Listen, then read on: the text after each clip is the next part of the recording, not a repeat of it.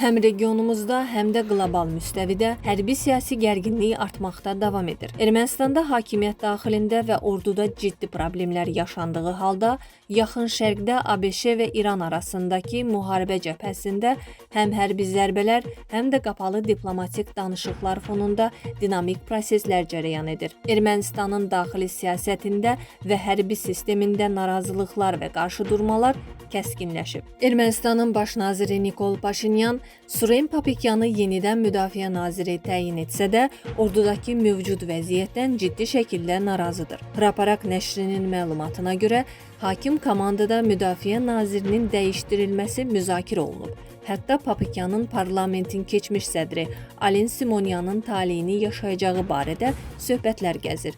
Lakin bu posta hələlik uyğun namizəd tapılmadığı üçün Paşinyan məcburi olaraq onu yerində saxlayıb. Baş nazirin narazılığı ictimai müstəvidə səslənən tənqidlərlə bağlıdır. Son vaxtlar orduda qeyri-döyüş şəraitində baş verən ölüm hallarının artması geniş müzakirə olunduğundan Paşinyan Papikyanı qınayaraq deyib ki, müharibə olmadığı üçün o, əsas diqqətini hərbçilərin mənəvi-psixoloji vəziyyətinə yönəltməlidir. Ermənistan Müdafiə Nazirliyi ölüm halları ilə bağlı real statistik məlumatları təqdim etmir. Bəzi faktları gizlədir və ya saxtalaşdırır. Baş verən bədbəxt hadisələrin əksəriyyəti barədə ictimaiyyətə məlumat verilmir, yalnız media tərəfindən üzə çıxarılan hallar açıqlanır.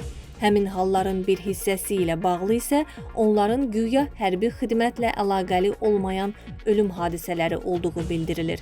Nəşr əlavə edib. Erməni siyasi analitik David Stepanyan güclü Ermənistan blokunun deputatı Narek Karapetyanın parlamentdəki təkliflərini absurd adlandırıb. Narek Karapetyan sabah Türkiyə bayrağından ayın çıxarılması üçün də təklif verə bilər. O qeyd edib. Politoloq müxalifətin Ermənistanı ancaq Rusiya xilas edə bilər iddiasını da yalan hesab edir. Putinin bəyanatı onu xilaskar kimi görən müxalifət seçicilərini birləşdirdi.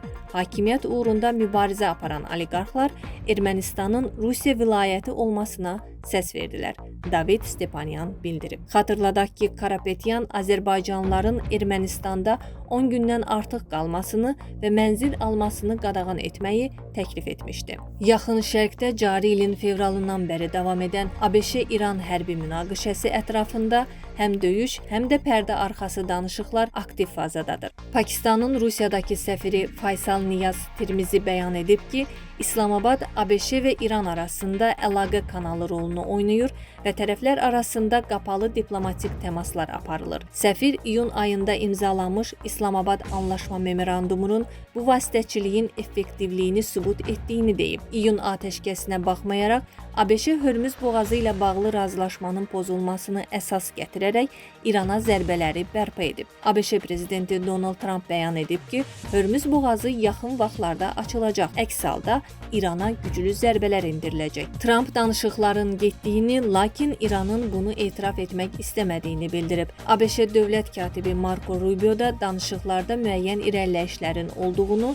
lakin yekun razılaşmanın hələ əldə edilmədiyini təsdiqləyib. İranın Sepah News nəşri isə Hörmüz boğazı ilə bağlı Omanla aparılan razılaşmanın gecikməsində birbaşa Vaşinqtonun və Trumpın təhdidlərini günahlandırıb. Tehran ABŞ-nin hərbi təhdidləri kölgəsində heç bir güzəştə və razılaşmaya getməyəcəyini elan edib. Argentina prezidenti Javier Milei Braziliyalı həmkarı Luis Inácio Lula da Silvanı sərt şəkildə ittiham etməsindən sonra iki ölkə arasında əlaqələr kəsilib. Braziliya Buenos Airesdəki səfirini məsləhətləşmələr üçün geri çağırıb və diplomatik təmsilçilik səviyyəsini müvəqqəti işlər vəkili statusuna endirib. Argentina tərəfi bu qərarı təsdiqləyib. Milei telekanallardan birinə müsahibəsində Lulanı korrupsiyada ittiham edərək deyib, o oğrudur, korrupsiyaya bulaşmış şəxsdir. Oğruya oğru demək, oğurluğun özündən qat-qat yüngüldür. Argentina lideri Lulanı həbsdən azad edilməsini günahsızlığı ilə deyil,